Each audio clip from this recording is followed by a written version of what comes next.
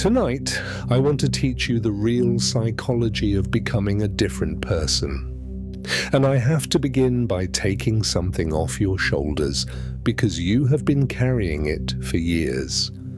Every serious attempt you have ever made to transform yourself has failed for the same reason.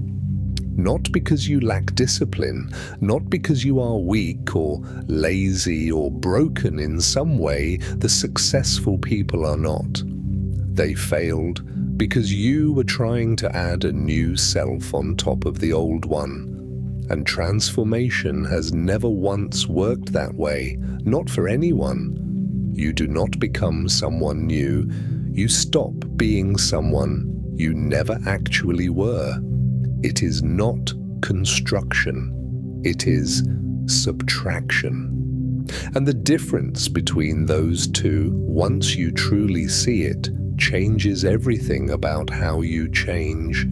How many new selves have you tried to build by now? Could you even count them? The one who was going to wake at dawn, the one with the routines, the lists, the new habits stacked like scaffolding, the one you announced quietly or out loud after the birthday that rattled you, after the breakup, after the year you would rather not count.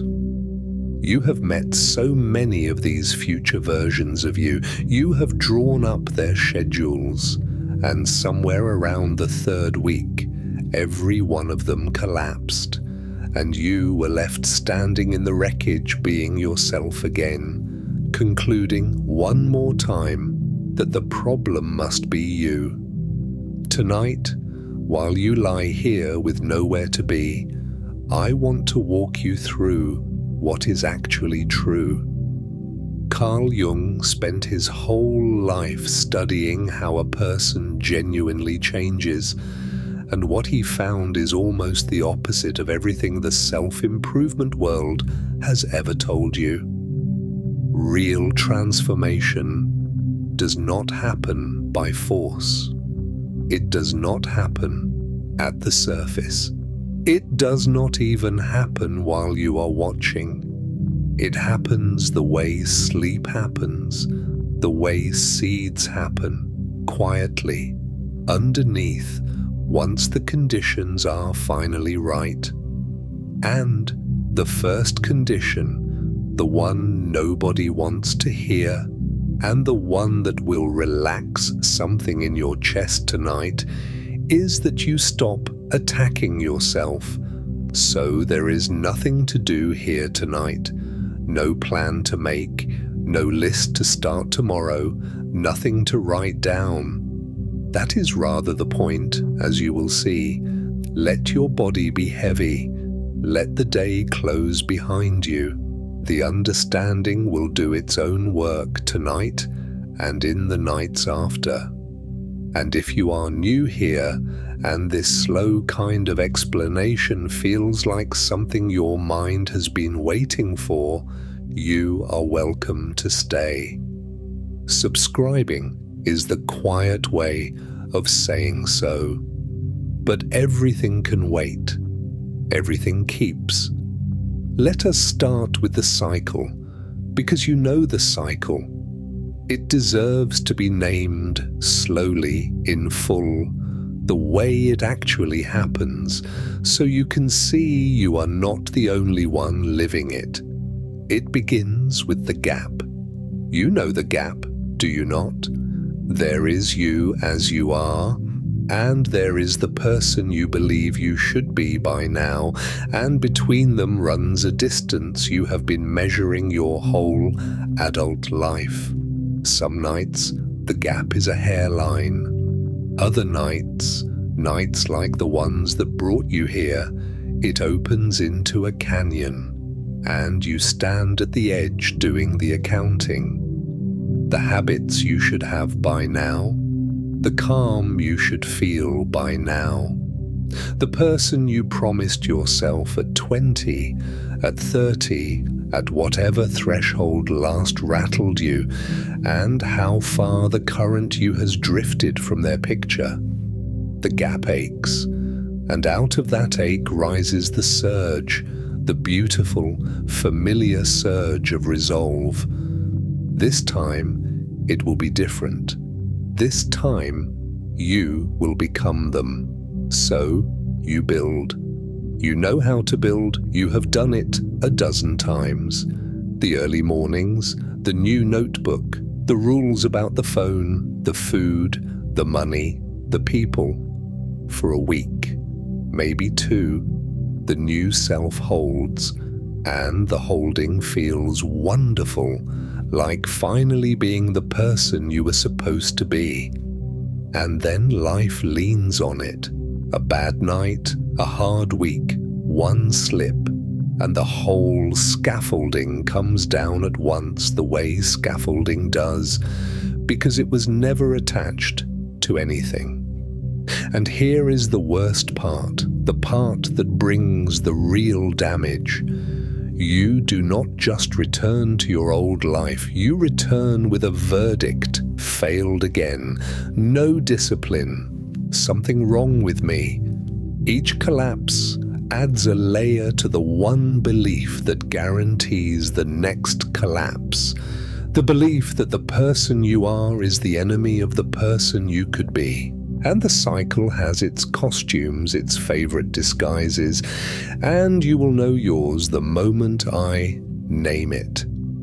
There is the planner who meets the ache with systems, who has bought more notebooks than any human could fill, whose transformation always begins with a beautiful list and dies quietly inside it. There is the purger, for whom every new life must begin with a burning of the old one, the closets emptied, the apps deleted, the contacts cleared, as if the self were a room that could be renovated by throwing things out of it.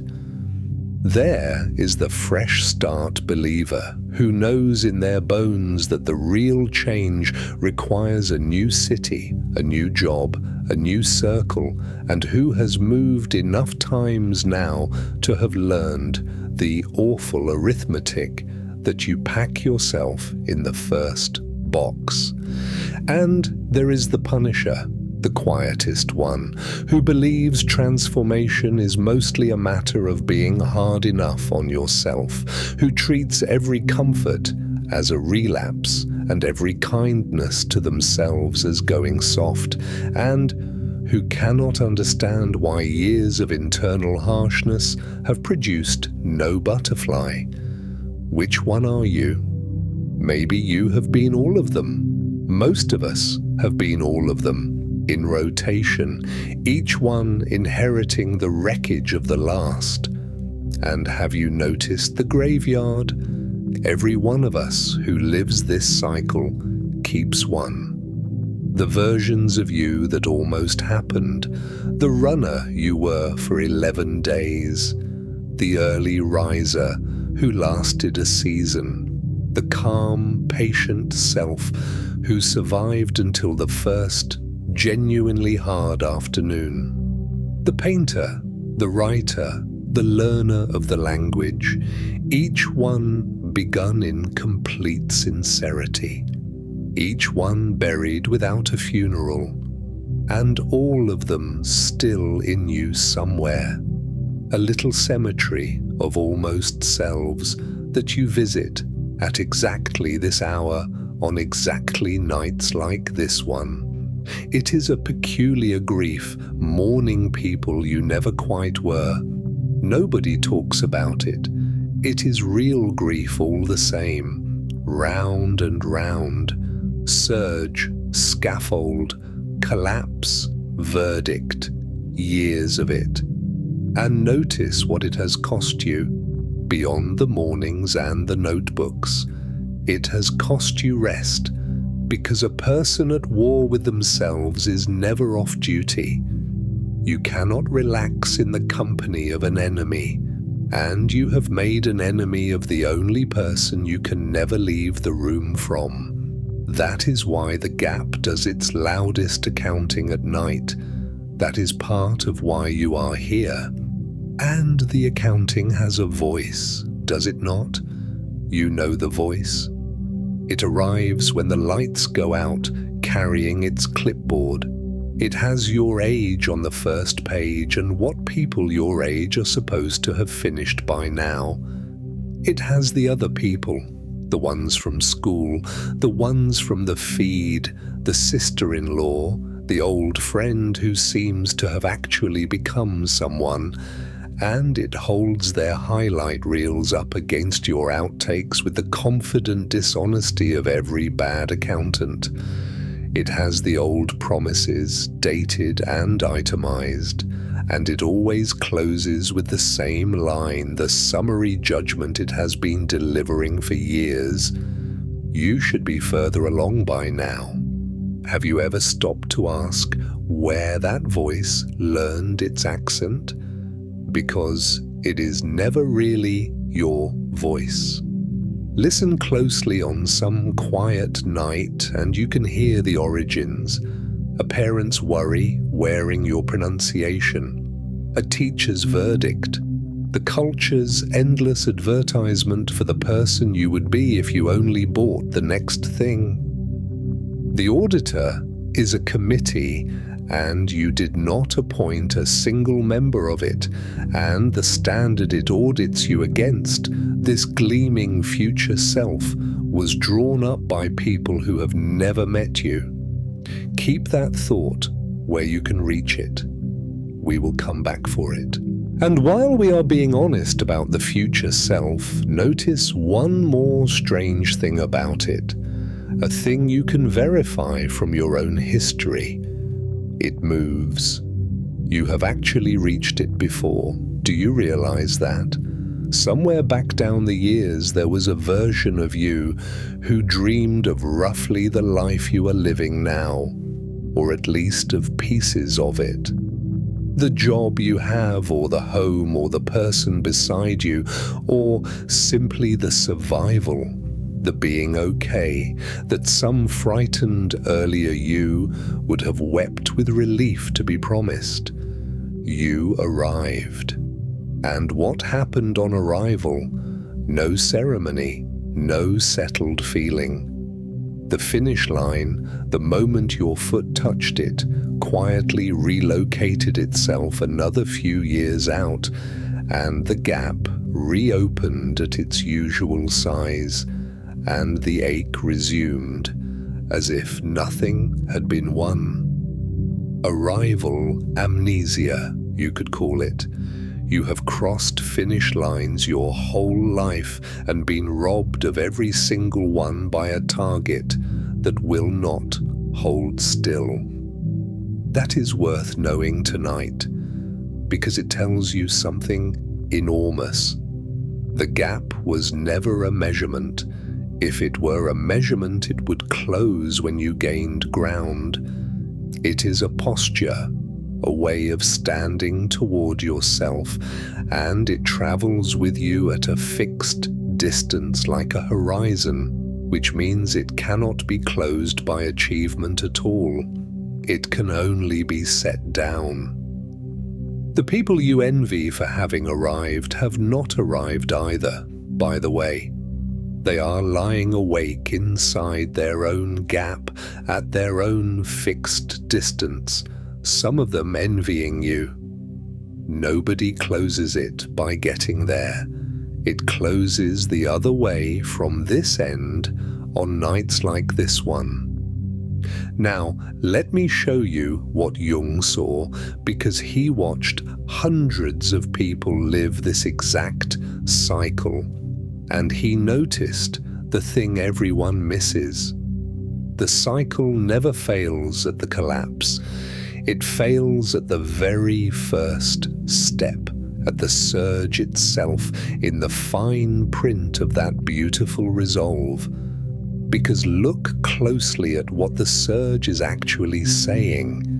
It says, the person you are is unacceptable. It says, we will replace him. We will replace her. Every plan you have ever launched from that place carried a death sentence for the current you inside it and the current you heard it. Some deep, old, animal part of you hears the condemnation under every self-improvement plan, and it does what every living thing does under threat. It digs in. It resists. It survives you. Jung put it in a sentence that I want you to keep tonight because it may be the single most useful thing he ever wrote. We cannot change anything until we accept it. Condemnation does not liberate, it oppresses. Hear that again, slowly. We cannot change anything until we accept it. Not accept as in approve of, not accept as in give up. Accept as in look at squarely without the war. He watched it in patient after patient. The parts of themselves people fought grew stronger. The habits they hated tightened their grip exactly in proportion to the hating.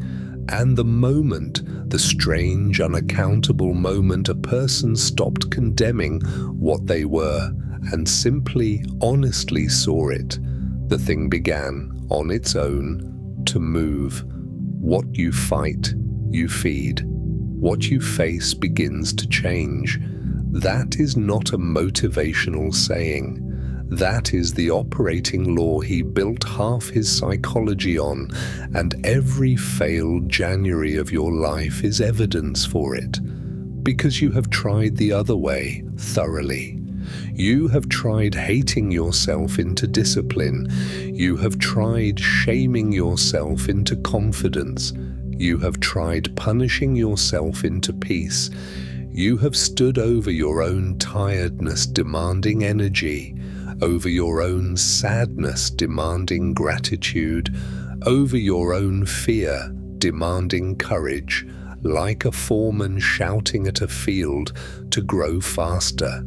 Years of it, decades maybe, and you are honest enough, lying here, to answer the only question that matters about a method. Has it worked? Not. Does it feel righteous? Not. Is it what everyone else does? Has it worked? You know the answer. You have known it for a long time. The shouting never grew anything. It just made the field afraid of the farmer. If the law sounds too soft to be true, test it against your own evidence, because you have run this experiment already, both arms of it. Think of something about yourself you have fought hardest, longest, with the most condemnation, the habit, the temper, the avoidance, whatever you have hammered at for years. Is it gone? Or is it, if anything, more entrenched than when the war began, and now wrapped in a decade of shame besides? That is one arm of the experiment. Now find the other one, because somewhere in your history there is a thing about you that simply changed on its own, without a campaign. Something you once did or feared or needed that quietly released you somewhere along the way.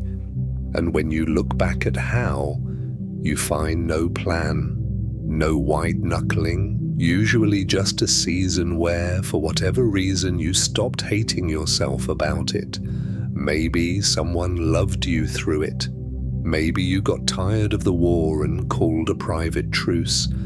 And in that undefended weather, the thing that a decade of force could not move simply packed up and left.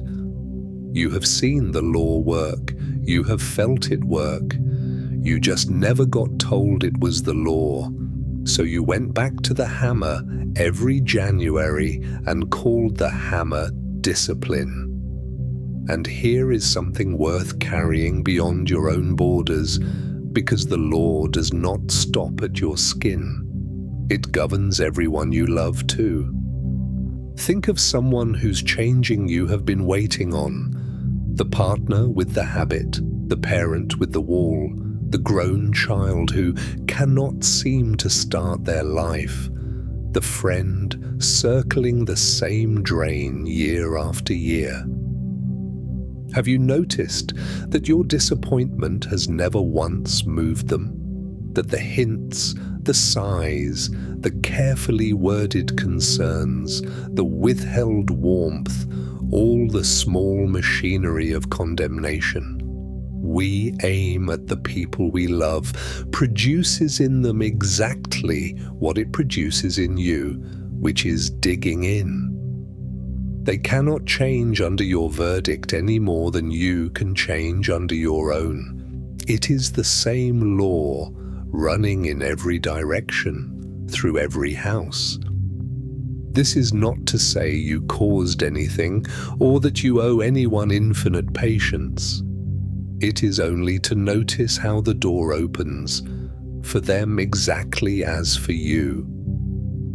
The people who finally changed around you, if you look back, mostly changed after someone stopped needing them to. Sometimes the kindest and strangest gift you can give a stuck person is to genuinely accept them as they are, not as strategy, but for real. And then watch what that unfamiliar weather does, slowly, to the ground they are stuck in. And if nothing else, notice what this means about the people who accepted you before you were acceptable. They were not ignoring your flaws. They were holding the only door through which your becoming could ever arrive. Some of your growth walked in through their patience.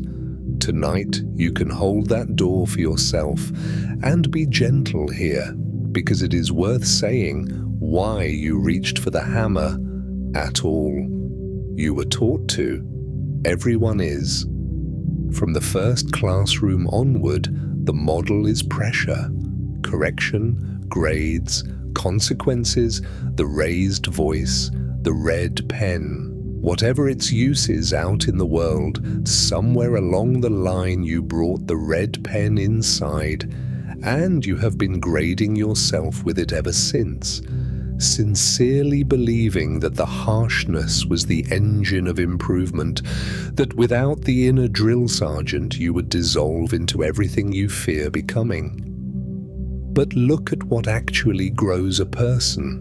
Anywhere you have ever seen a person grow, nobody was ever condemned into blooming. Think of how a child actually learns to walk, how you would treat them.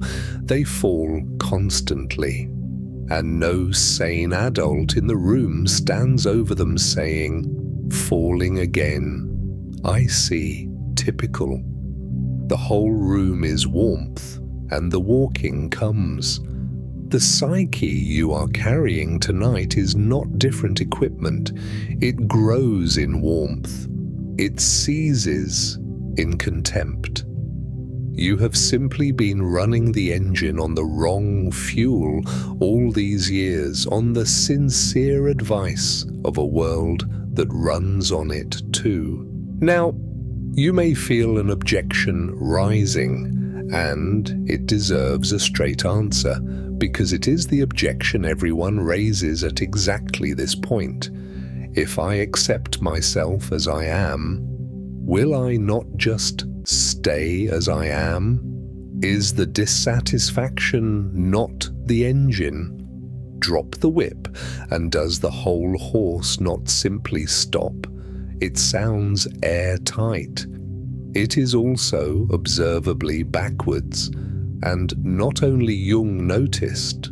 Carl Rogers, who sat with more changing human beings than almost anyone of his century, put the finding in one sentence he called a curious paradox. When I accept myself just as I am, he said, then I can change. Hear that again, because your whole self-improvement history assumed the opposite. Acceptance is not the end of change, it is the precondition. And once you see why, It stops sounding like a paradox at all. A self under attack spends everything on defense. All the energy you might have grown with goes to guarding, justifying, hiding, numbing, bracing for the next internal raid. Acceptance is what ends the raids. And when the raids end, all that garrisoned energy is suddenly free, and growth is simply what a psyche does with free energy. It is what it was always going to do, the way a plant does not need to be threatened into growing toward light. So no, the horse does not stop when the whip drops. The horse finally stops watching the whip and notices the road, and it turns out the horse always wanted to run. Dissatisfaction was never the engine, it was the brake, worn so long you mistook its grinding for movement. So the first turn tonight is this, and let it settle before we go deeper. You have never been one collapse away from becoming someone new. You have been one acceptance away. The gate to every change you have ever wanted opens inward toward what you already are, and you have spent years pushing on it. Rest here a moment, notice your breath, found its own rhythm a while ago without being asked. That is the theme of the whole night, in miniature. The important things happen by themselves once you stop supervising.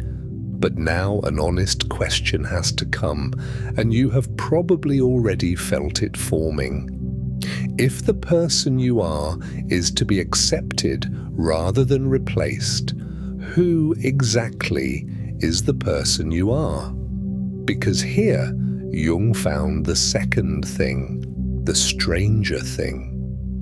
Most of what you call yourself, most of what you are so tired of, was never really you to begin with.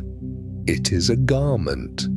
He called it the persona, the mask, and understanding. It is understanding why you feel like a stranger in your own life on the bad nights.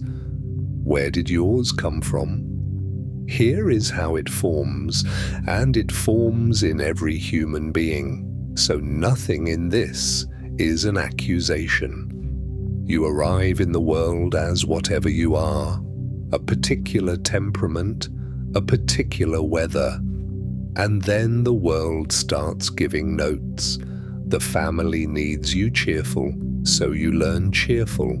The classroom rewards quiet, so you learn quiet. Love, in your particular house, went to the achiever, or the peacemaker, or the easy one who never added to the trouble, and so you became what love required. Not consciously. A child does not choose the mask.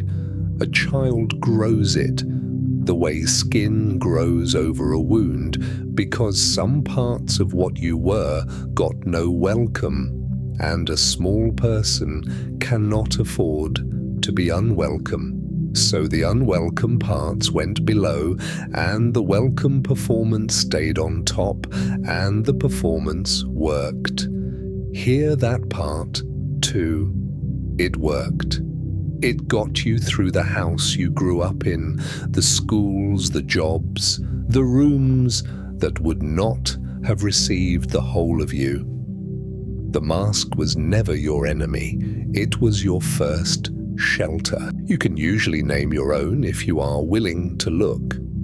There was the strong one who learned early that the household could not hold their fear, so the fear went below and the sturdiness went on top.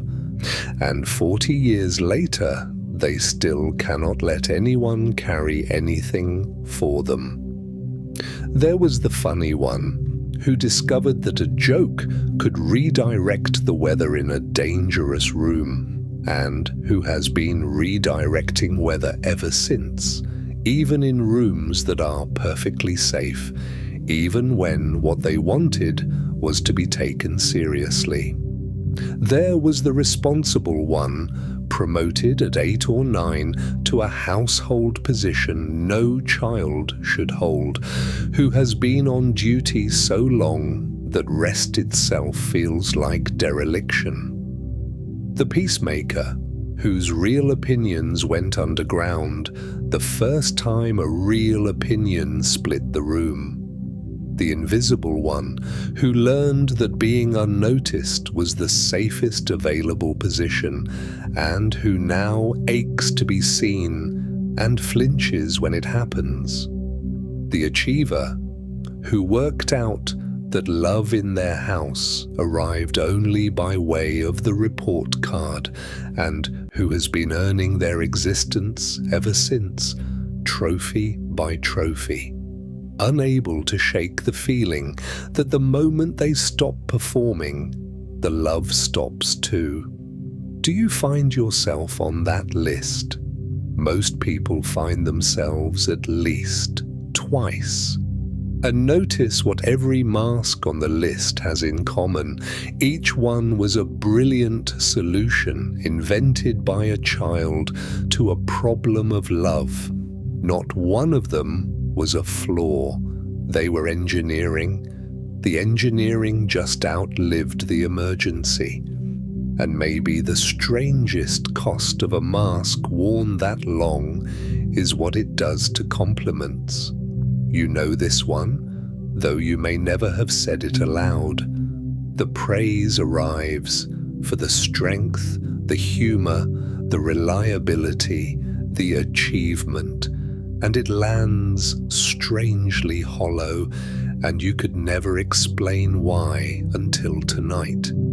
It is because the praise goes to the performance. Somewhere inside, a quieter self watches the mask collect the love and thinks, they do not mean me. That is the loneliness of the well-adapted. Admired at the surface, unmet underneath, applauded for the very costume that keeps the real thing from ever being seen. If you have felt that hollowness, you are not being ungrateful, you are homesick. The trouble is only this. The shelter was built for weather that has mostly passed, and somewhere along the way you forgot you were wearing it. You started calling the mask me. And a mask, worn long enough, gets heavy in a way you can feel but cannot name. That heaviness has a signature. Do you know it? It is the tiredness that sleep does not fix. The strange grief that visits in the middle of a life that looks, from outside, perfectly fine. The flicker of resentment at the very people you perform best for. The feeling on certain evenings of being homesick in your own kitchen. If any of that has been visiting you, understand what it is. It is not depression knocking necessarily, and it is not ingratitude. It is the person under the mask, tapping. And now look at what your self-improvement attempts really were, because in this light, they change. The dawn riser, the disciplined one, the optimized one, the calm one who never snaps. Where did those blueprints come from? Whose voice do you hear reading them out? Look closely, and you will find they were mostly one more set of notes from the world. The culture needs you productive. The feed needs you upgraded. The old voices need you finally impressive.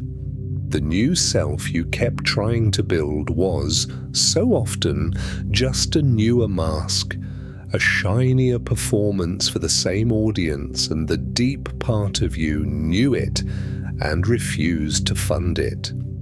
That is worth everything to understand. Your failures to transform were not weakness. Half of them were wisdom. Something in you declined over and over to trade one costume for another, because something in you is holding out for the real thing.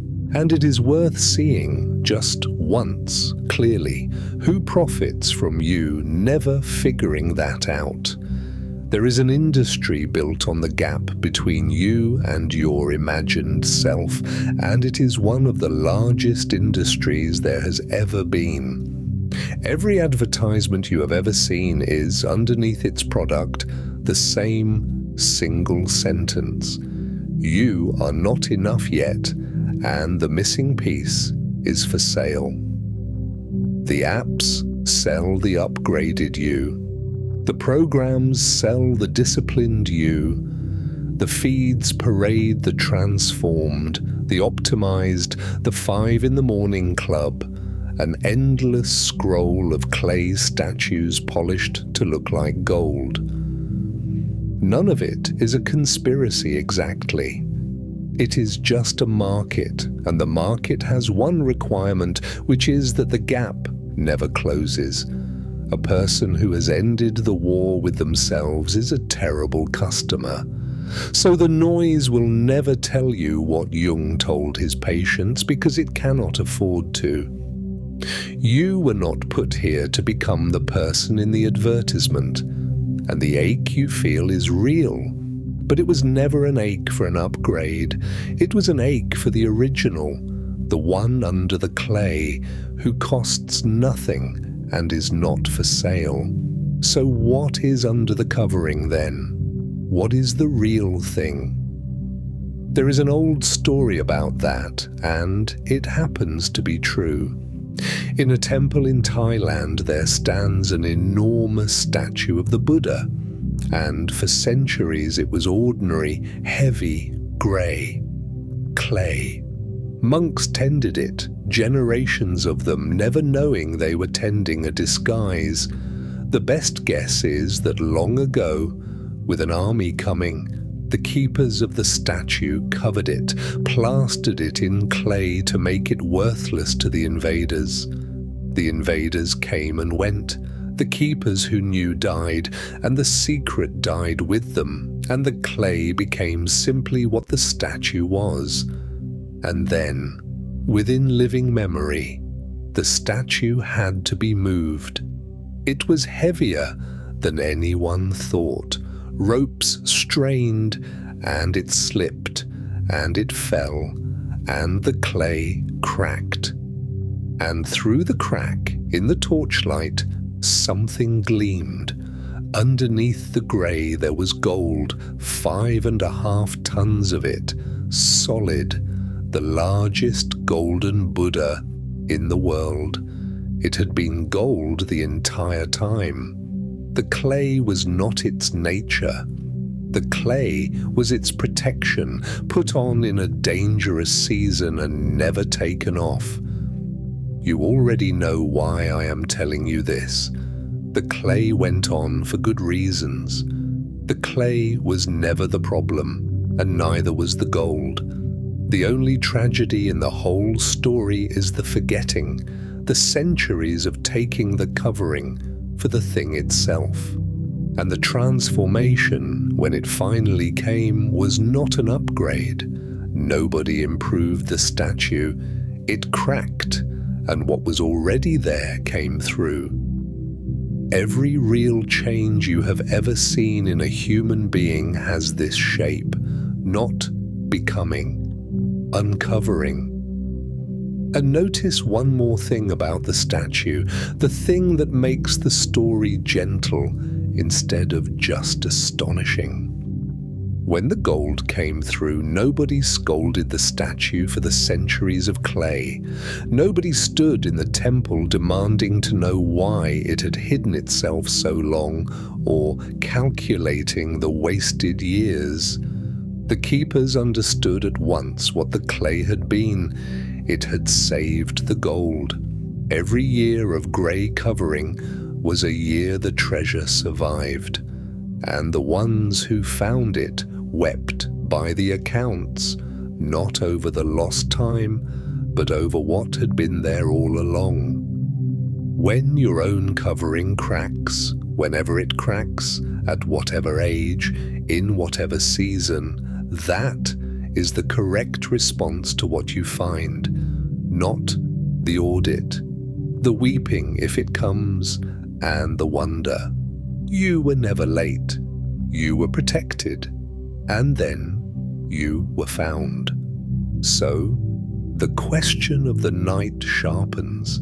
If the mask is not you and the imagined future self is mostly just another mask, then what is the gold? What got covered?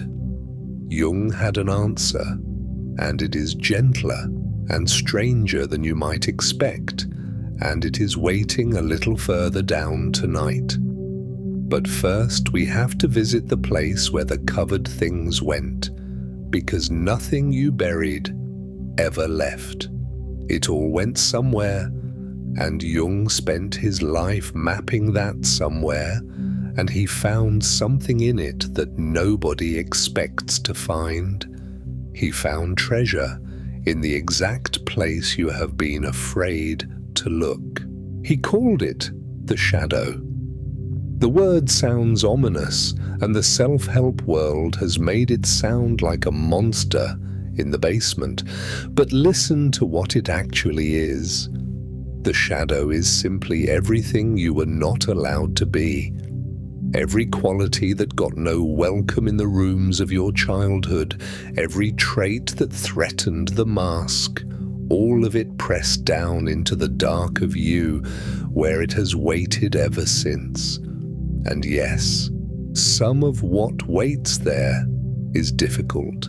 The anger you were never allowed, the selfishness you were taught to fear. But Jung's great discovery, the one that separates him from every scold who ever told you to fix yourself, is that the shadow is not mostly monsters, it is mostly life. Buried along with the forbidden anger is the boldness you needed, the anger to power. Buried with the selfishness is the ability to want things, to say no, to take up room. The wildness went down there, the loudness, the creativity that was impractical, the softness that was unsafe, the joy that was too much for the house. He said in different ways across his whole life that the gold is in the dark. Whatever vitality your life is missing now, you will not find it in a morning routine. It is in the basement, still alive, still yours, sitting right next to the things you hid it with. Somewhere down there is the voice you lowered. Somewhere down there is the wanting you learned to disguise as flexibility. Somewhere down there is the wildness that got traded for approval, the anger that knew things, the appetite for your own life that a smaller room once could not hold. None of it died. Exiles do not die, they wait. And you have felt them waiting on the strange nights, in the sudden tears at a film that should not have moved you, in the ache that certain music opens like a door. That ache is not sentimentality, it is the basement, hearing footsteps overhead, wondering if it is you, wondering if you are finally coming down with a lamp. And so you do not lie here worrying about it. Let me be clear about what welcoming the exiles actually looks like, because the mask always imagines catastrophe. It imagines that integrating the anger means becoming an angry person, that welcoming the selfishness means becoming selfish, that if the basement door opens, what comes up will take over the house. That is not how integration works, and it never has been. What comes up, when it comes up slowly and seen, is not the raw exile, it is the gift the exile was carrying. The anger, received instead of feared, matures into something almost unrecognizable, a clean ability to say this far and no further, without heat, without apology. People who have integrated their anger are not frightening. They are the calmest people you know, because nothing in them is pounding on a sealed door. The buried selfishness comes up as self-respect, the simple ability to count yourself among the people whose needs matter. The wildness comes up as vitality, the thing everyone says has gone missing from their life. The exiled softness comes up as the capacity to actually be loved, not just approved of. Every frightening thing in the basement is a gift that had to be locked up in its raw form because a child had no way to refine it. You are not a child now, you have a lamp and decades of refinement the exiles never got, and what you bring up with you, you get to finish raising. That is all integration is, finishing the raising of the parts of you that got stopped. And this is why transformation by force always fails, and transformation by acceptance works. Force is the voice of the mask, trying to renovate the upstairs while keeping the basement sealed. Acceptance is the crack in the clay. When you finally turn toward what you actually are, all of it, the tired performance and the buried wanting and the anger and the ache, and you look at it without the war, the sealed door opens, and what was pressed down starts coming back up, not as catastrophe, as energy. People feel it as a strange return of aliveness, often within weeks of simply stopping the war. Nothing was added to them, something was released. And if you want to know what is in your own basement, Jung left you a map, and the map is stranger and closer than you would believe.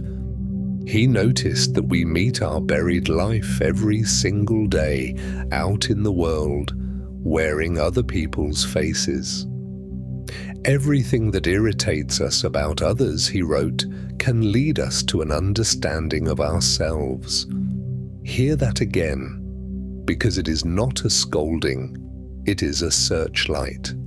The colleague whose shameless self-promotion makes your skin crawl, the friend whose laziness offends you far beyond its actual cost to you, the relative who simply takes what they want from life rudely, freely, and whom you cannot stop talking about. Why do they burn so specifically? Other flaws pass you by all day without a flicker. But these particular ones catch like a match on striking paper, and the reason so often is that they are yours, not the behavior, the buried capacity underneath it. The self-promoter parades the self-assertion you were never allowed. The lazy friend luxuriates in the rest your inner overseer forbids. The rude relative wants things out loud, which is exactly what you trained yourself never to do. Your strongest irritations are a curated tour of your own exiles. That is why they burn. You are not looking at a stranger's flaw. You are looking through a window at something of yours, living freely in someone else's house. And envy works the same way, though it is gentler and even more precise. Notice what actually pierces you, not every success, not every life. The feed shows you 100 triumphs a day, and 97 of them slide past like weather. But then one lands like a knife, someone's little cottage, someone's quiet craft, someone who left the city, someone who writes, someone who seems unhurried, and the sting lasts all afternoon. Why that one? Because envy is never really about the other person. Envy is the buried self, recognizing its own life through the glass. The pang is a compass needle, and it points, with embarrassing accuracy, at what got covered. So tonight, if you want a single honest question to fall asleep on, it is this. What do you keep envying? Not admiring, envying, the kind with the ache in it. Follow the ache like a thread. Somewhere at the end of it, something of yours has been waiting a very long time to be wanted back. Let your shoulders drop a little more while that lands. You have carried a whole basement your entire adult life. You are allowed to feel how heavy it has been. And you are allowed to notice that the heaviness was never a verdict. It was cargo, and cargo can be set down. Now we can talk about what the gold actually is, because Jung went further than the basement. Under the mask, under even the shadow, he found what he considered the deepest thing in a person, and he gave it the simplest name he could. The self. Not the daily self with your name and your calendar. Something older and quieter. The whole of you. The acorn intelligence that has been trying your entire life to become the one particular oak you are. He believed every psyche has this, a built-in direction. The way a seed has a built-in tree, not a destiny in the grand fated sense, a shape, a way of being that fits you the way your own hand fits, and that your life keeps bending toward whenever you stop forcing it somewhere else. And you have met this deeper self, whatever your doubts right now. You have met it many times. Think of the moments in your life when you were, for a little while, completely unmasked. Not the achievements, those usually belong to the performance. The other moments. 2 in the morning, with the one friend you never edit yourself for, when something true came out of you so easily it surprised you both. Alone on a long drive, singing or silent, when for an hour there was nobody to be. Standing at the edge of some water or under some sky, when the managing self went quiet and something older in you simply looked out through your eyes, at home, in the world. Do you remember the feel of those hours? The particular, unmistakable rightness of them, like a key turning in a lock it was cut for. That feeling was not a mood. That was you, the one under the covering, surfacing for air. People chase that feeling in 100 wrong places because nobody tells them what it is. It is not produced by the friend, the road, the water. Those are just the rooms where your mask has no assignment. The feeling is what being you feels like when nothing is being performed, which means it is not rare because it is exotic.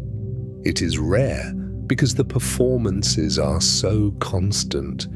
Every practice we walk through tonight is, in the end, just a way of giving that surfacing self more air. He called the lifelong movement toward that shape individuation, becoming undivided, becoming one thing instead of a committee of performances, And he was clear about what it is not. It is not self-improvement. The acorn does not improve into an oak. It is not adding. Nothing needs to be bolted on. The direction is already in you, has been since before you could talk, and every hard season of your life, including whatever season brought you to this video, has been part of its slow insistence.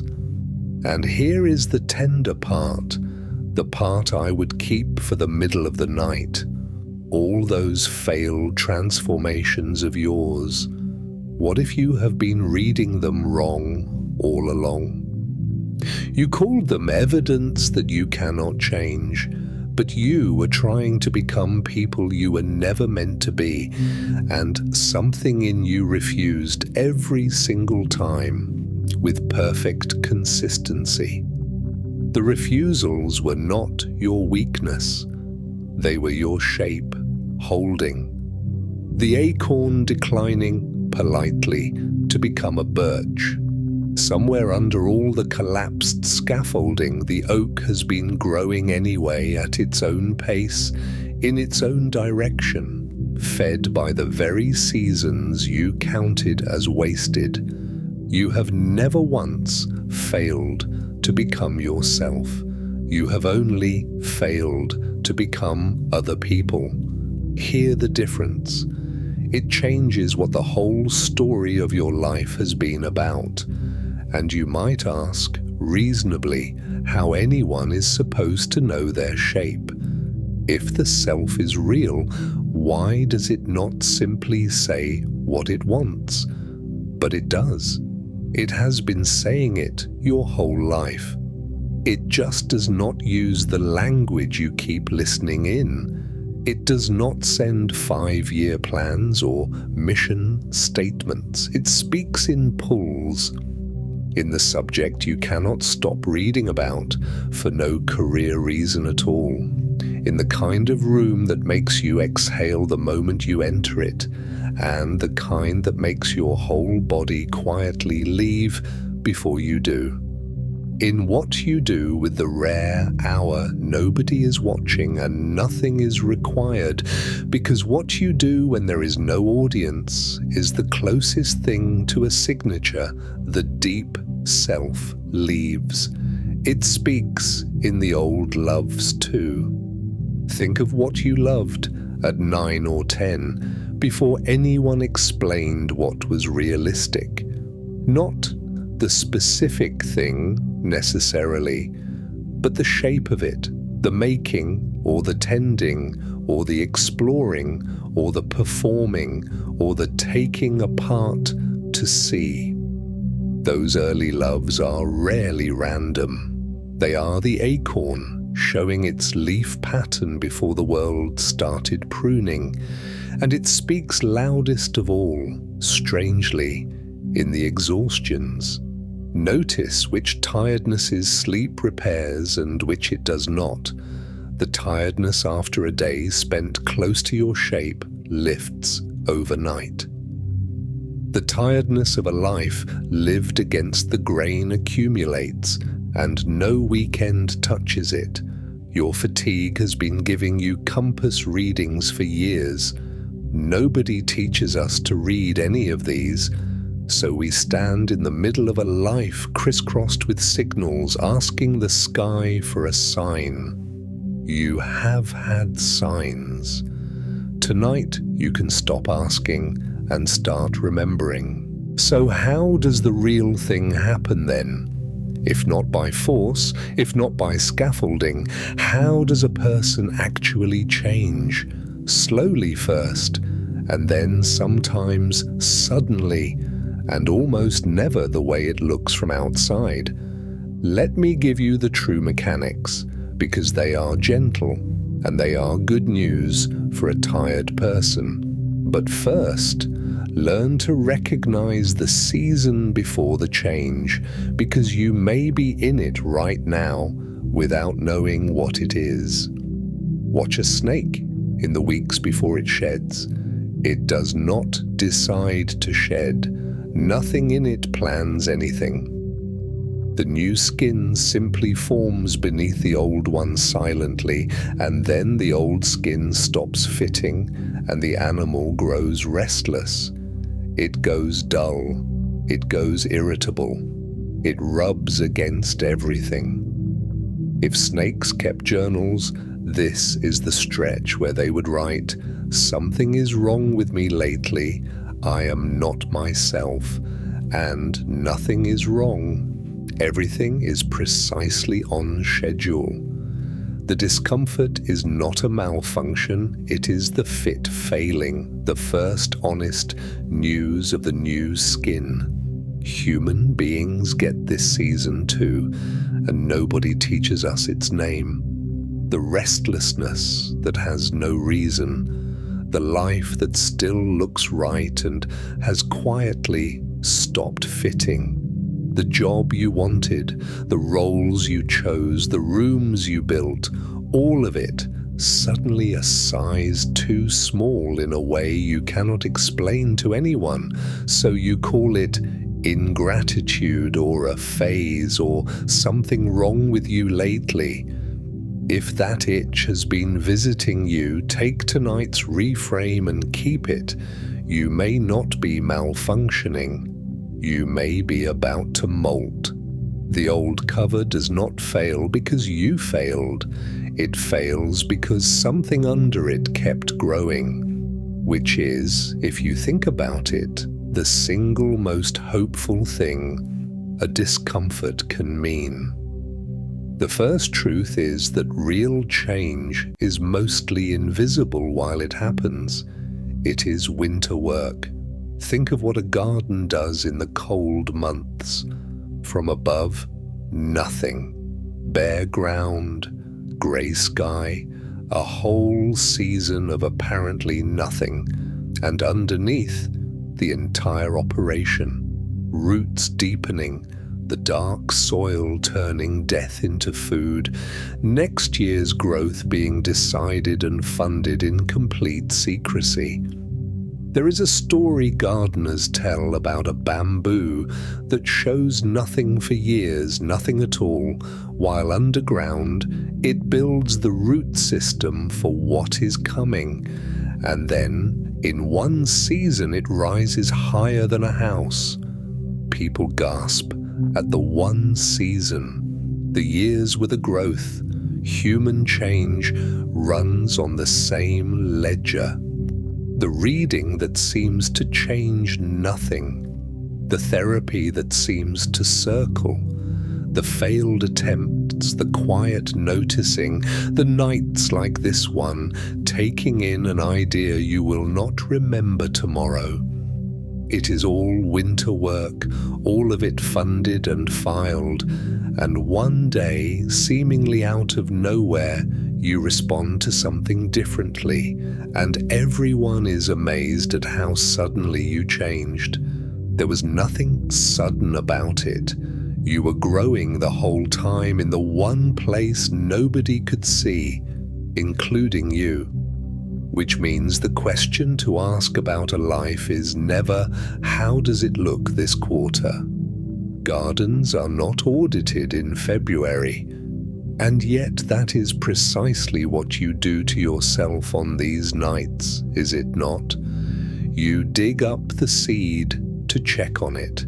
Every midnight self-assessment, every where am I really accounting, is a hand going down into the soil, pulling up the fragile new roots to inspect them for progress, and then reburying them, disappointed, in time to dig them up again next week. Nothing can grow under that, not because you are unusually broken, but because nothing anywhere grows under that. The kindest thing you can do for whatever is currently growing in you, and something always is the thing farmers have always done through winter. They do not stand in the field demanding evidence. They mend other things, they keep the animals warm, they let the field keep its own counsel, and they operate on a trust so old it does not feel like trust anymore, just knowledge. Snow above, work below. You are allowed that same knowledge about yourself. The absence of visible change has never once meant the absence of change. It usually just means you are in the underground chapter, which is, and has always been, the longest chapter of every transformation that ever took.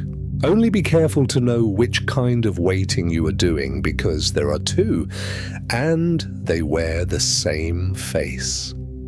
There is the waiting that has given up, the one that says nothing will ever change, so why tend anything? The field abandoned rather than fallow. And there is the fertile waiting, the farmer's kind, which looks identical from the road. Quiet, unhurried, nothing visibly happening, and is inwardly the opposite of giving up. Fertile waiting still does its small tendings. It still takes the honest look. It still casts the little votes. It still shows up to nights like this one, which is itself attending, whether you meant it as one or not. The difference between despair and dormancy is not activity, it is orientation. One has turned its back on the field. The other has simply stopped yelling at it. If you have been quiet lately, still, unproductive by every measure the daylight world keeps, ask yourself gently which waiting it has been, and notice that you already know. Despair does not go looking for understanding at midnight. The fact that you are here, listening, still curious about your own becoming after everything, tells you the field was never abandoned. You are wintering, not quitting. There has been a gardener here all along. The second truth is stranger. Sometimes the change comes through falling apart. You have probably lived a version of this, or you are living one now, so let it be said with care. There are seasons when the old shape does not loosen politely. It cracks. The job that was your identity ends. The person who was your mirror leaves. The future you were building toward dissolves, and with it, the self who was building it, and you find yourself awake at night, not even sad exactly, just unrecognizable to yourself, nothing where the plans used to be. The self-improvement world has no category for this season except failure. Jung had a completely different reading. He saw it again and again in the people who came to him at midlife, hollowed out in the middle of good lives, and he did not treat it as the end of something. He treated it as the crack in the clay. The old covering, built for an old season, giving way because something underneath had outgrown it. It is the worst weather a psyche knows, and it is also, so often, the beginning of the realist chapter. Even the caterpillar, if you look closely at what actually happens in the chrysalis, does not sprout wings on its old body. It comes apart almost entirely, dissolves into something with no shape at all. And from that formless, dark cells that were waiting all along, hidden in it since birth, build the new creature. The falling apart is not the failure of the process. The falling apart is the process at its deepest and most honest stage. If some part of your life is dissolving right now, tonight, this is not a promise that it will be painless. It is a reframe worth sleeping on. You may not be breaking. You may be hatching. And if you are in that formless stretch, the in-between where the old self has stopped fitting and the new one has not arrived, let me say the thing nobody says. You are allowed to be nobody for a while. The world will not grant you this. The world wants your next introduction ready within the month. So what are you doing now? So who are you these days? And you stand there without an answer, feeling the shame of the unrenovated. But the in-between is not a waiting room, and it is not an emergency. It is the chrysalis hour, the most delicate stage of the whole process, and the instinct to rush it, to grab the first available new identity just to have something to say at dinner parties, is precisely how people end up in a second false self before the first one has finished falling off. The old cultures knew this stretch and honored it. They built seasons for it, retreats, fallow years, mourning periods, whole recognized territories of not yet. We have mostly paved over those, so you will have to grant yourself what the culture will not. Permission to be unfinished in public. Permission to answer honestly, I am between shapes right now. The ones worth keeping will understand. Some of them will be quietly envious. Almost everyone is carrying an old costume they wish they were allowed to set down, and the sight of someone actually doing it, unhurried, unapologetic, is not pathetic to them. It is hope. And the third truth is the one that belongs most to this hour. Real change is shy. It happens when you are not watching. The watched pot, the supervised seed, the transformation you check on daily and measure and announce, starves under all that attention, because the deep system will not work with an auditor standing over it. This is why the announcing, the before and after thinking, the constant self-assessment, all the machinery of deliberate transformation so often chokes the very thing it wants. And it is why the changes that actually took in your own history mostly arrived unannounced. One day you noticed the old thing no longer had its hooks in you, and you could not even say when it had let go. The letting go happened in the dark, in the unwatched hours, very possibly in your sleep, which is where we are headed before this night is done. Because you, lying here, half listening, not trying, not measuring, are in exactly the state where the deep system does its finest work. This is not the intermission of your transformation. This is the working session.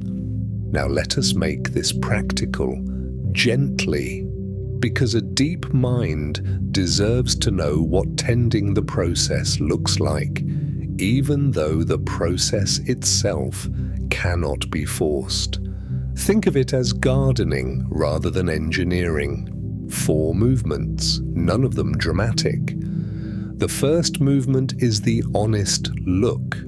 This is acceptance made into a practice, and it is quieter than it sounds.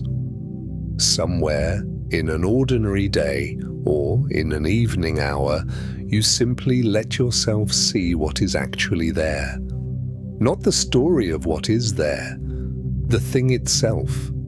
The envy when a certain name comes up, the dread that lives around a certain obligation, the way you perform for a certain person and hate the performance. You look the way a good gardener reads the actual soil, without flattery and without horror. And you name what you see in plain words, and you do not sentence yourself for any of it. That last clause is the entire practice, seeing without sentencing. Every time you manage it, even for a minute, you are doing the thing Jung said comes before all change. And a strange relief tends to follow, out of all proportion to the smallness of the act, because some watched-for condemnation did not come, and a door under the floor unlocks a little. Here is what it sounds like in practice, because the difference is all in the tone. The old way, lying in this bed, goes, "I was short with her again today. What is wrong with me? I always do this. I am never going to change." Feel the courtroom in it. Now the honest look, same night, same event. I was short with her again today. There it is. I notice I was running on empty by 4, and the shortness came out of the emptiness. That is where I am right now. Nothing else.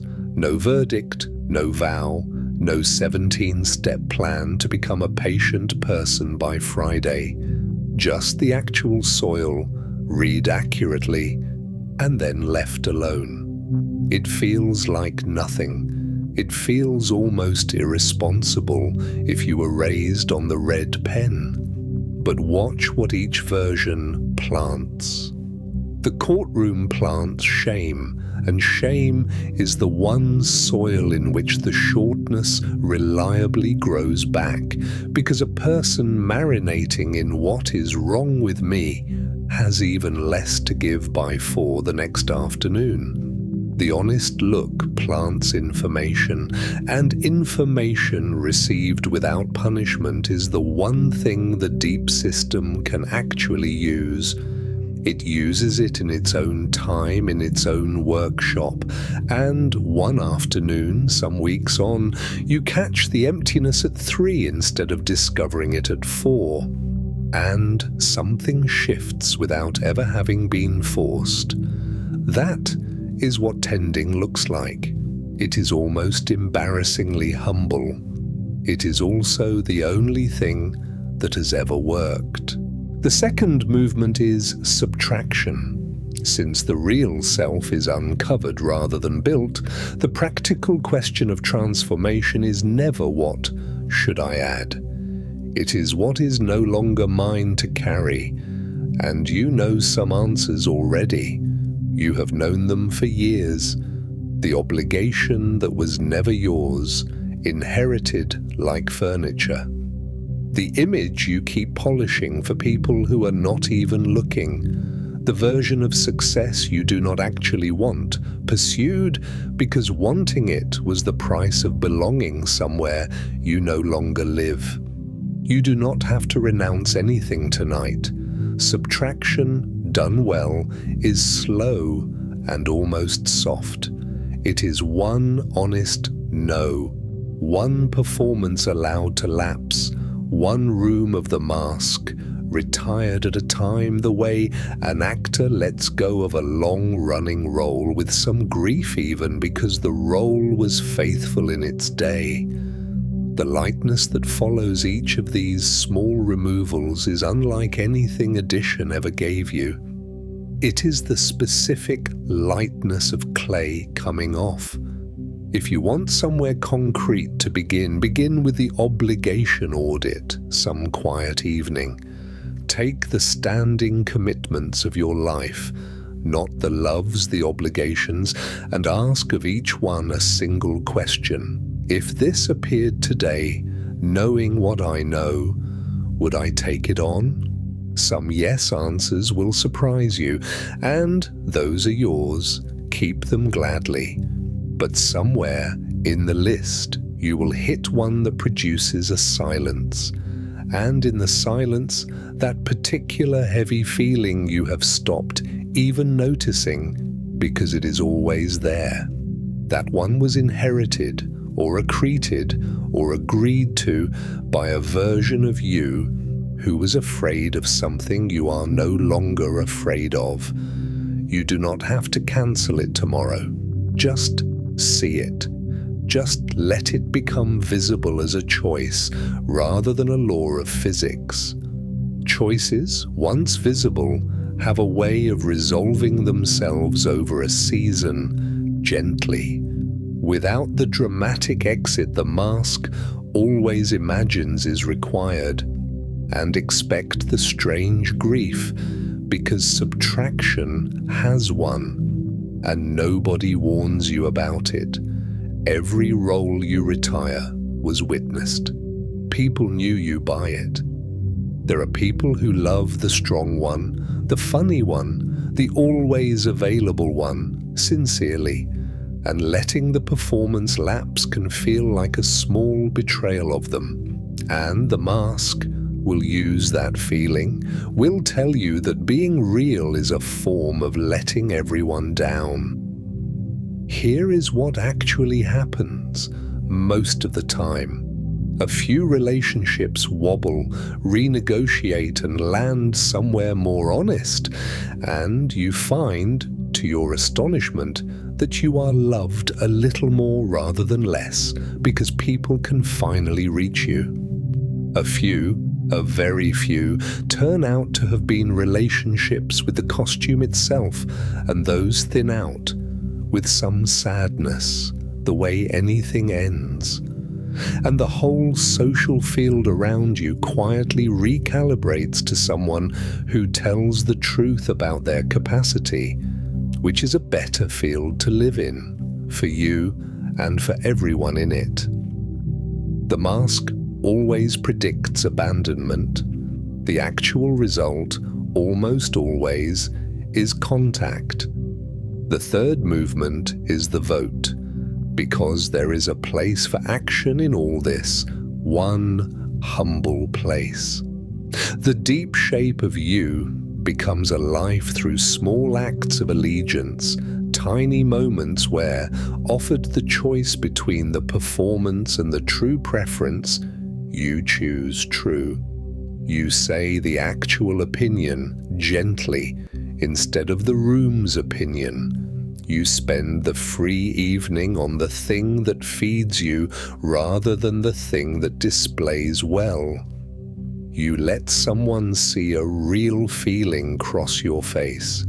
Each of these is nothing, a vote. But the votes are counted somewhere, all of them, and what they elect, slowly over seasons, is you. Not the imagined, upgraded you, the one who was always in the marble.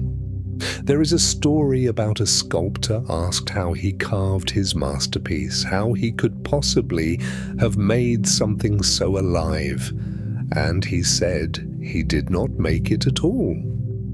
The figure was in the stone all along, he said. I only took away everything that was not him. That is the entire method, told once. You are not the sculptor of a statue that does not exist yet.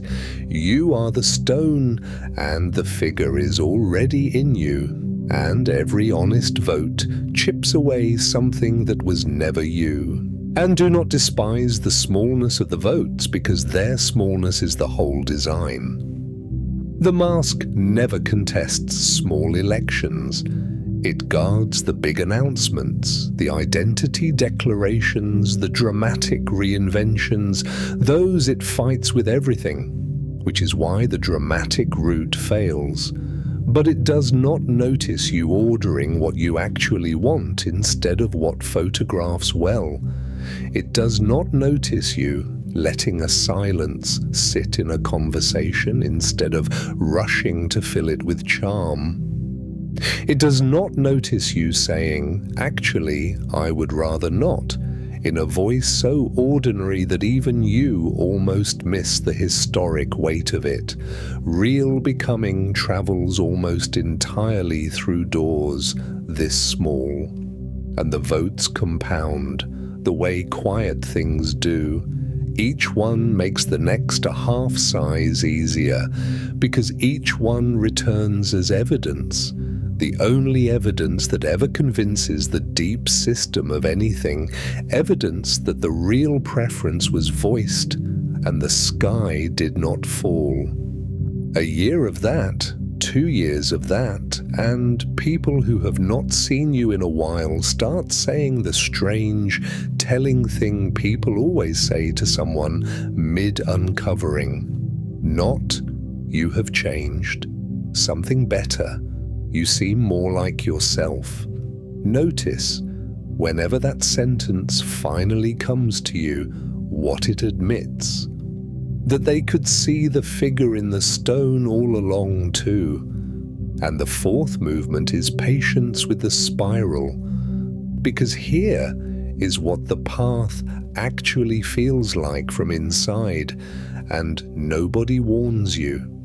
You will pass the same territory again. The old pattern you thought you had shed shows up again in a hard week. The old mask reaches for your face at the family table. The old verdict clears its throat at 2 in the morning.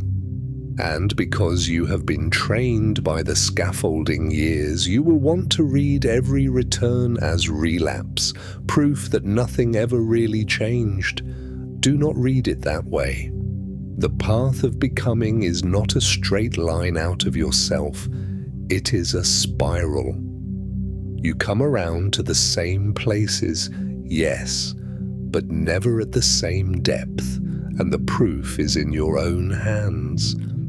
The pattern that used to run you for a year now runs you for an evening. The mask that used to be your whole face now itches within the hour. You notice where you never used to notice, and the noticing is the new depth. Same mountain, higher path. When the old self visits, it is not a verdict. It is a measuring post. And by it, if you look honestly, you have come farther than you think. The family table is the classic proving ground for this, so let it stand for all the others. You know the phenomenon. You can be 45 years old and utterly transformed, calm at work, honest in your friendships, a genuinely different weather system than you were. And then you walk into the old house at the holidays, and within 90 minutes you are 15 again, playing a part you retired decades ago in a play everyone else is also still helplessly performing. And you drive home despairing, thinking nothing has changed. I am exactly who I always was. But look again at the actual evidence. 15-year-old, you did not know it was a play. Tonight, you knew by the second act.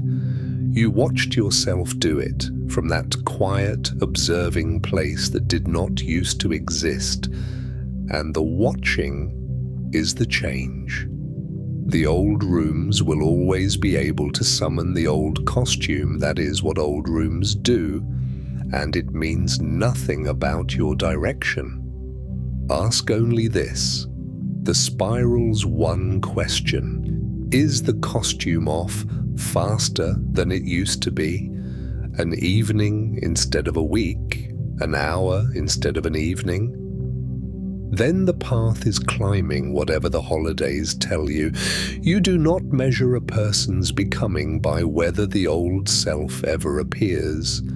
You measure it by how quickly and how kindly they find their way back. And you are finding your way back faster every year. Even being here tonight is part of the finding. Are you still with me or drifting? Either one is exactly right. If you are drifting, go. Everything important is already planted, and it works the night shift anyway, as you are about to hear. And if you are still here, still listening, still holding each idea up against your own life the way you have been doing all night, then notice something before we walk the last stretch. The way you have listened tonight, gently, curiously, without once being commanded to improve, is the exact posture this whole teaching asks you to take toward yourself. You have been practicing it for over an hour without knowing. That is how the real skills always arrive, quietly, sideways, while something in you was resting. There is one more helper for the road, an old Taoist story, and it may be the most useful traveling companion a transforming person can carry. A farmer's horse ran away, and the neighbors came to console him. "Such bad luck," they said. "Maybe," said the farmer. The next week the horse returned, leading 3 wild horses home with it. "Such good fortune," cried the neighbors. "Maybe," said the farmer. The week after, his son tried to ride one of the wild horses, was thrown, and broke his leg. "Such terrible luck," mourned the neighbors. "Maybe," said the farmer. And the week after that, the army came through the village, conscripting every able-bodied young man for a distant war, and passed over the son with the broken leg. "Such wonderful luck," said the neighbors. "Maybe," said the farmer. You see what the farmer knows. The story is never over, so the verdict is always premature. And nowhere is his maybe more needed than inside a transforming life, because the middle of a becoming is unreadable from the middle. The collapse that humiliated you may be the crack that frees you. You cannot know yet. The setback that looks like the end of your progress may be the spiral bringing you past the old ground, one level higher. You cannot know yet. Even the wasted years, the ones the auditor loves best, have not finished revealing what they were for. You have already lived this. Somewhere in your past is a disaster you would now not undo because of what walked in through the hole it made. So when the night verdicts come, you do not have to argue with them anymore. You have the farmer's word. Failed again? Maybe. Too late for me? Maybe. Nothing is changing? Maybe. It is not denial. It is accuracy. The story is still going, the roots are still working, and the only truly wrong reading of an unfinished life is a final one. That is the whole practice. Look without sentencing. Subtract what is not yours. Vote true in small things. And trust the spiral when the old ground comes around. Nothing to announce, nothing to build by Monday. A garden, not a construction site, and underneath all 4 movements, one soil they all grow in. The thing Jung put first, and tonight has circled every hour. The war has to end, not because peace is nicer, though it is, but because, as a plain matter of psychological mechanics, the self you condemn cannot change, and the self you accept cannot stay the same. That is the trade the psyche offers, strange and reliable as gravity. Lay down the condemnation and the transformation, unsupervised, unannounced, already funded by every winter you have survived, quietly proceeds. One more thing belongs here, so you will recognize the real thing when it comes, because you have an image of what transformation will feel like. Everyone does. And the image is wrong, and the wrong image has probably already made you walk past the real thing without seeing it. You are waiting for fireworks. The breakthrough morning, the new person in the mirror, the before and after with yourself, some unmistakable crossing. That is the advertisement again. Here is what the people who actually change report almost uniformly once they trust you enough to say it plainly. It felt like relief, not triumph. Relief, like setting down bags they had carried so long. The weight had come to feel like their own body, like a long exhale they did not know they had been holding since childhood. The changed person does not usually feel new. They feel, and this is the word they reach for again and again, like themselves, more like themselves than they have ever felt, and somehow also like they have been this all along. There is often less to say about it than they expected. The transformed do not hold press conferences. They sleep better. They laugh sooner. They stop performing their progress because the hunger to be seen improving was part of the old wound, and it healed with the rest. So do not scan the horizon for fireworks. Watch instead for the quiet signs in yourself in the months ahead. A no that came out easily, an evening that felt like your own, a morning without the auditor.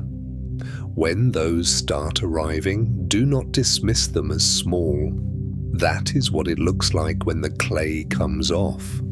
It was never going to look like an explosion. It was always going to look like coming home.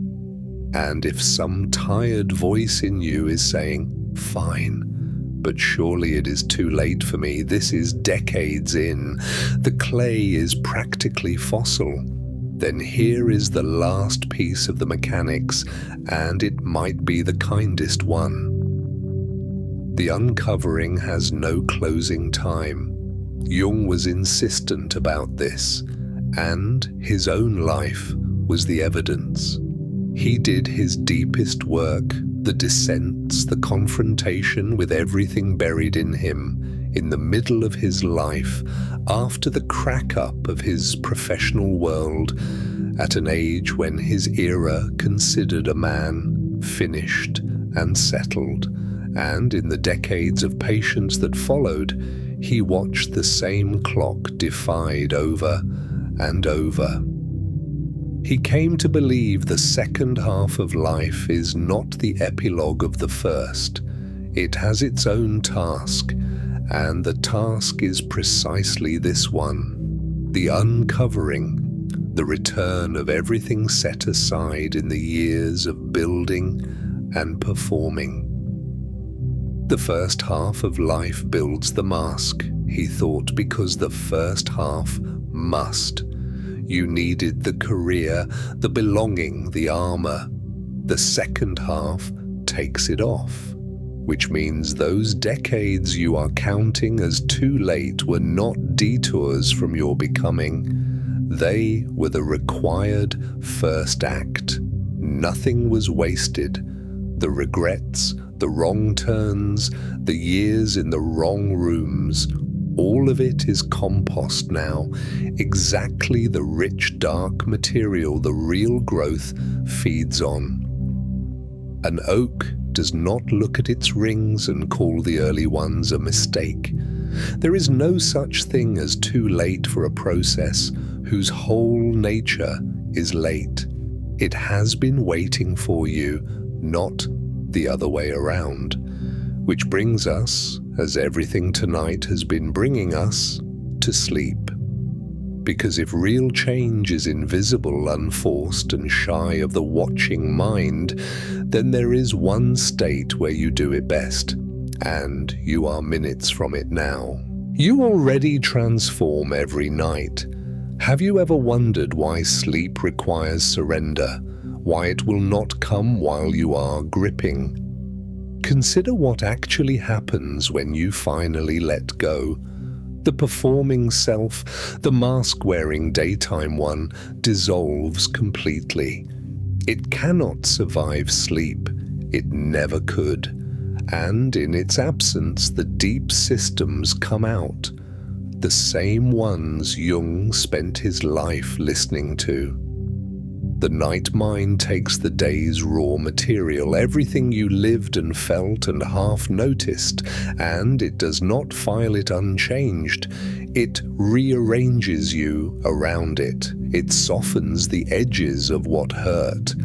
It threads the new into the old. It runs its strange rehearsals, dreams where you are other people in other lives, trying on selves your daylight mind would never sanction, exactly the way a becoming thing must. Every single morning of your life you have woken up microscopically rearranged, a slightly different person than the one who lay down. And the difference was made entirely without your help, in the hours when the supervisor was gone. Sleep is not the pause in your becoming. Sleep is the chrysalis you climb into nightly. You have been transforming in the dark, unsupervised, your whole life. Tonight is one more session, and it begins the moment you stop holding the door.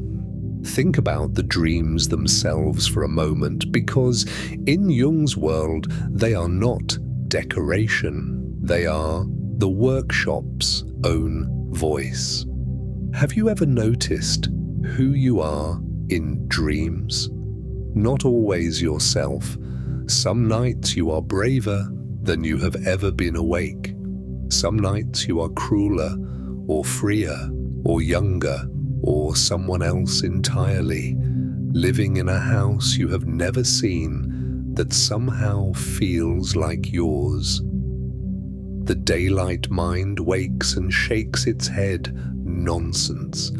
Jung listened for 50 years and heard something else. The deep self trying on lives, rehearsing the exiled parts, letting the buried boldness walk around for an hour, letting the unlived selves breathe, showing you, in the only language it has, what wants to come back.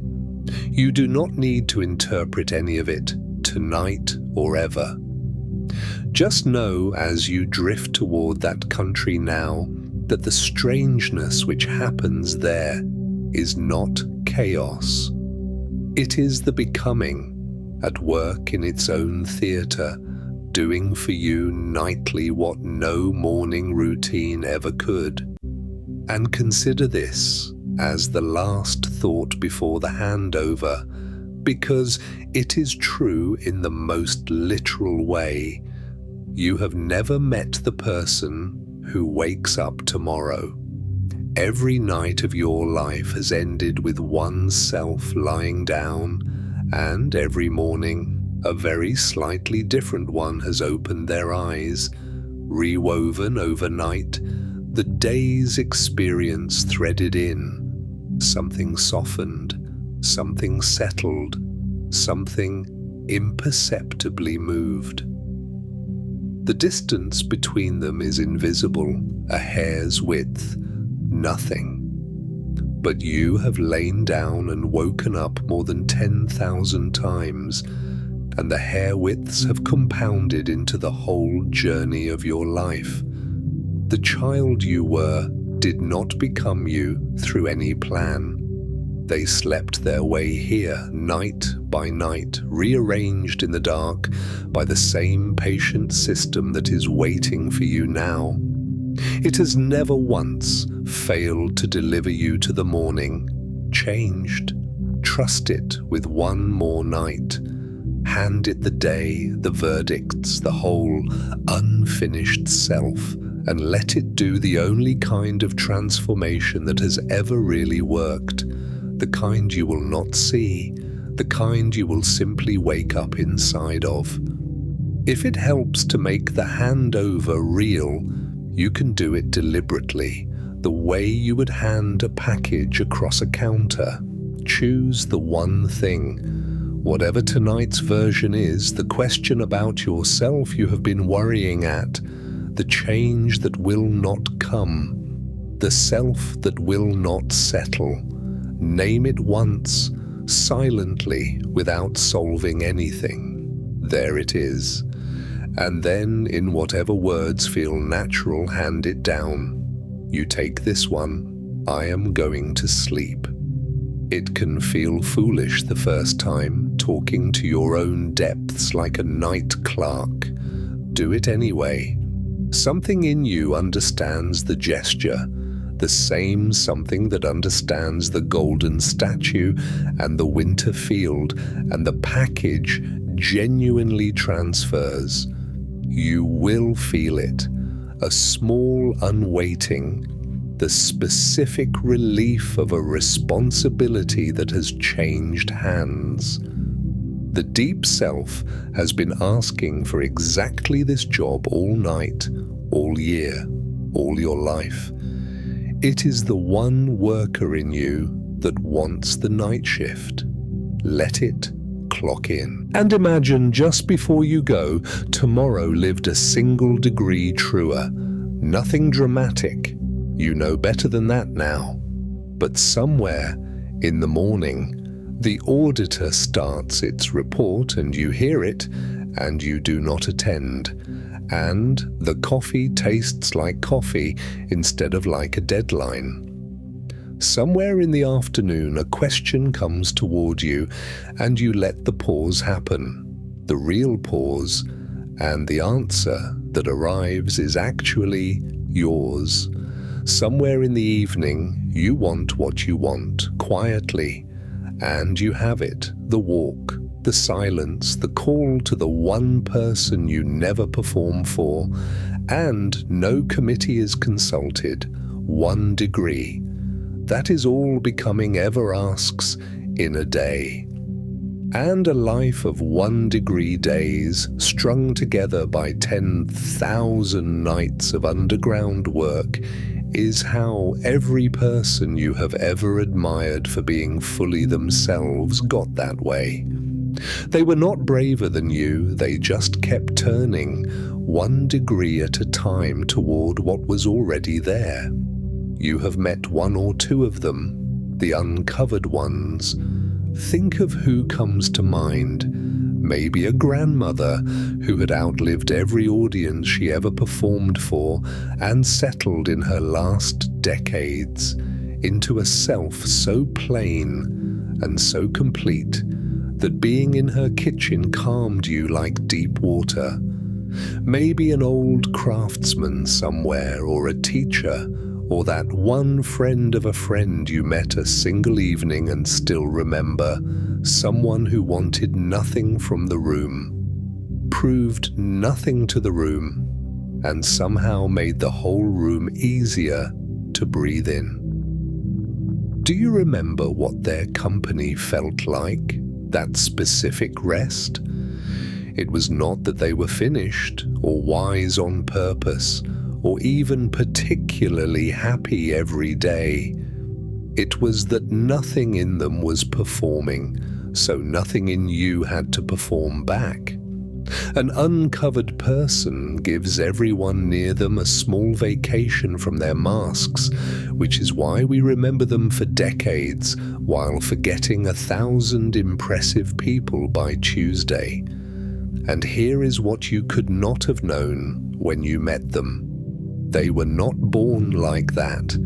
Every one of them was once a person like you, lying awake in some earlier decade, at war with themselves, certain they should be further along. The ease you felt in their presence was not a gift of temperament. It was the end result of exactly the slow uncovering this whole night has described, votes and winters and crackings they never told you about.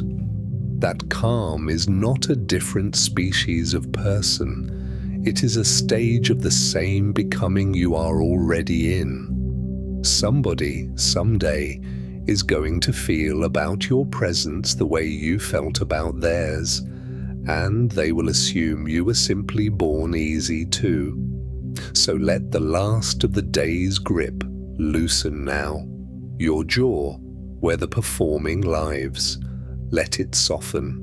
The space between your eyebrows, where the trying lives. Smooth.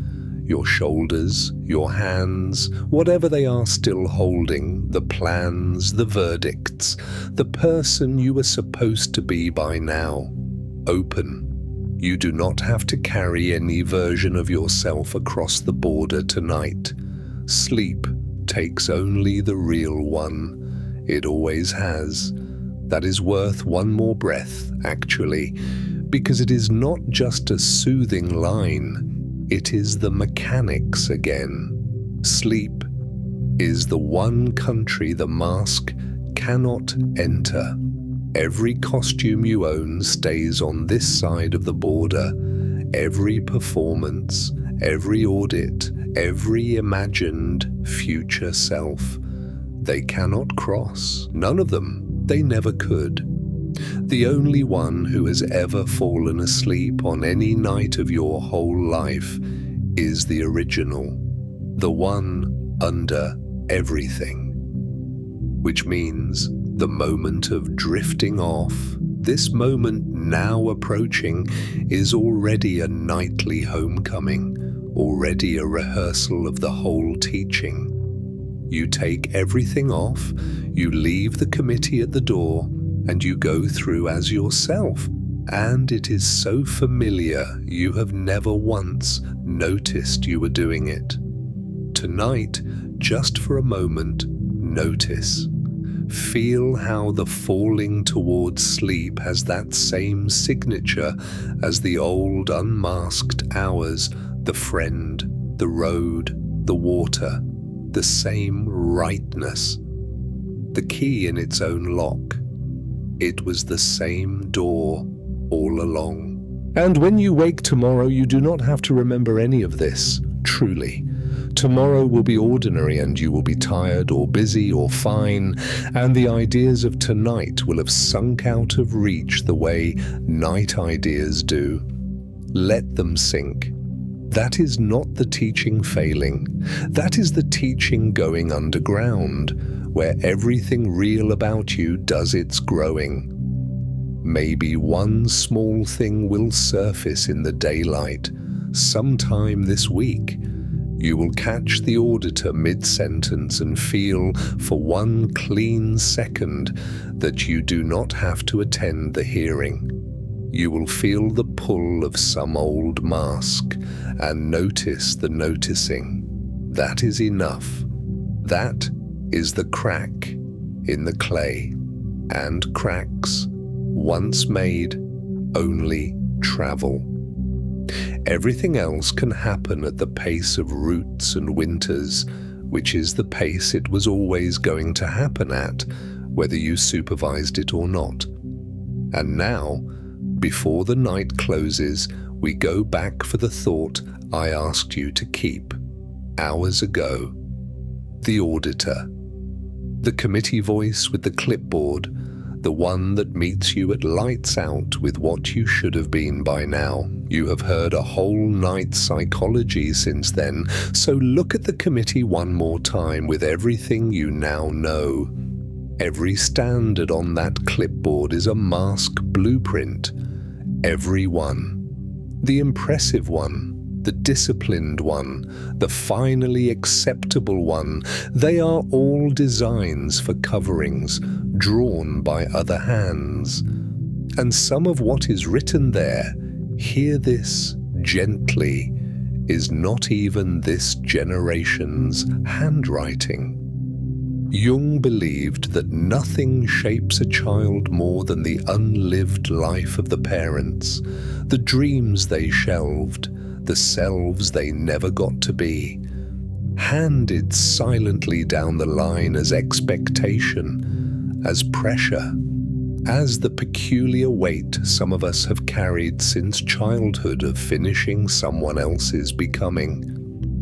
Some of what audits you at night is generations old. Your mother's unlived life, your father's unproven worth. Standards written by people who were themselves being audited by ghosts. You are allowed to notice that none of it is yours, and you are allowed tonight to adjourn the committee. Not fight it, you know better than that by now. Just decline quietly to attend the hearing. And if you want a measure to keep, because a person does need some way to know how their life is going, take the only one the acorn ever answers to. Not, am I further along, closer, or further? Is the life I am living getting closer to the one under the clay, or further from it? Some years, the answer is hard, but it is a question you can hold without hating yourself, and it is the only audit that was ever really yours to pass. And so we come back to where the night began, to the person you have been trying so hard to become. Gather the night's images around you one last time, loosely, like blankets. The gap, that lifelong ache of distance which turned out to be a horizon, not a measurement, closable only from this end.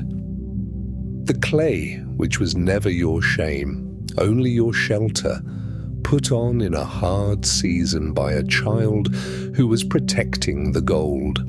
The basement, where nothing you buried ever died, where the exiles wait with their gifts, listening for your step on the stairs.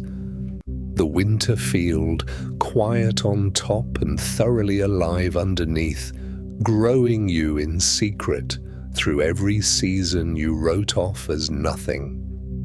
The snake's restless itch, the chrysalis dark, the spiral path passing the old ground a level higher.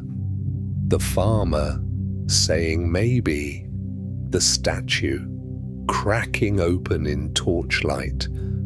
You do not have to hold on to any of them.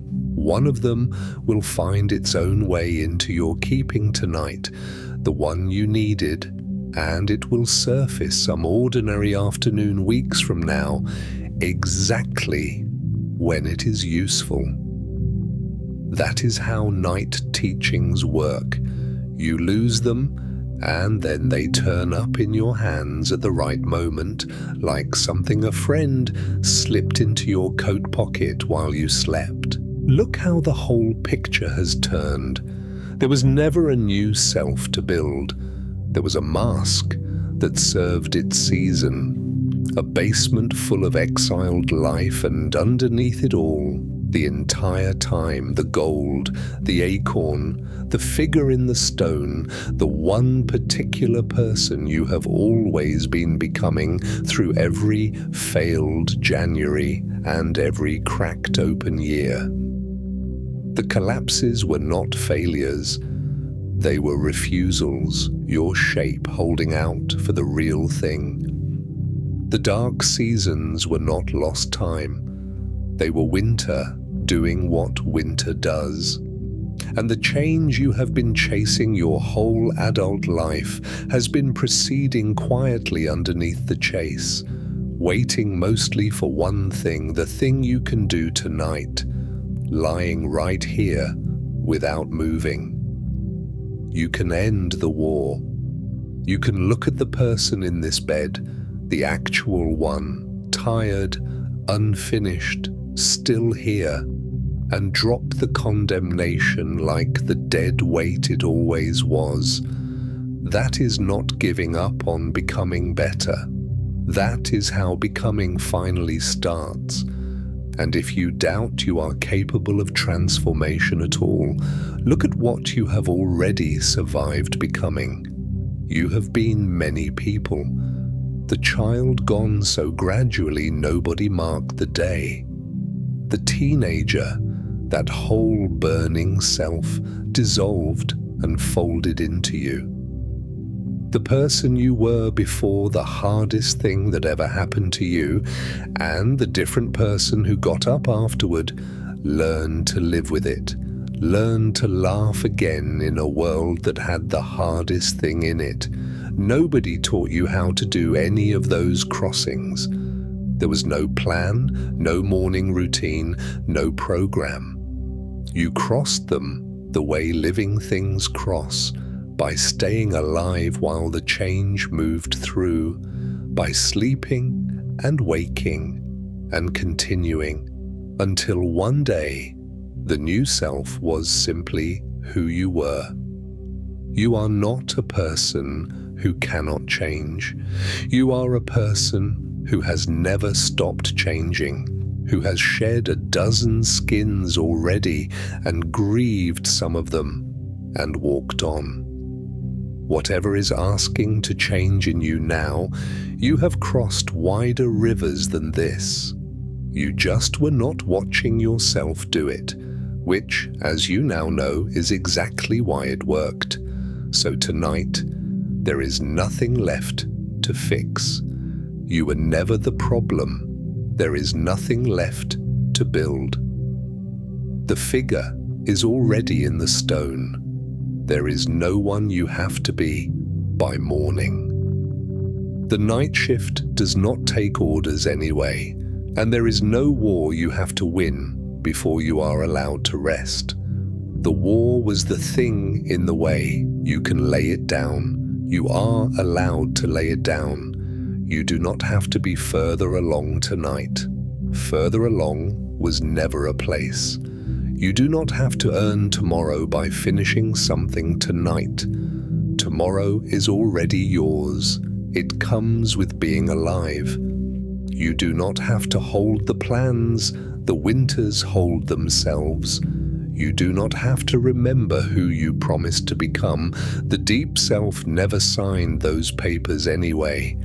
And you do not have to become anything at all in the next 8 hours except rested, which is the one becoming that requires nothing from you but this: lying here, breathing, letting the weight win. Feel how much quieter the room is when the auditor goes home. This is what your nights could be and will be, more and more, as the war winds down.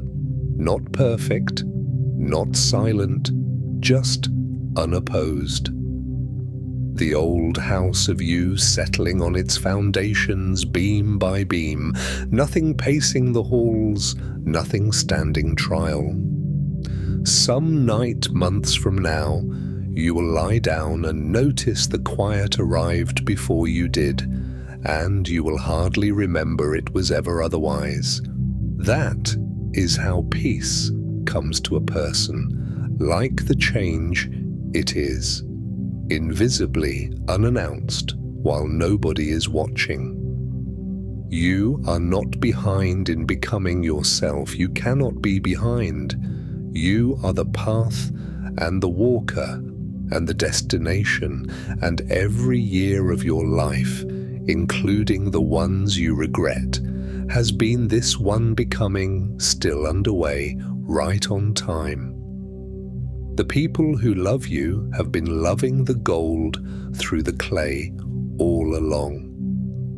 They see more of it than you do.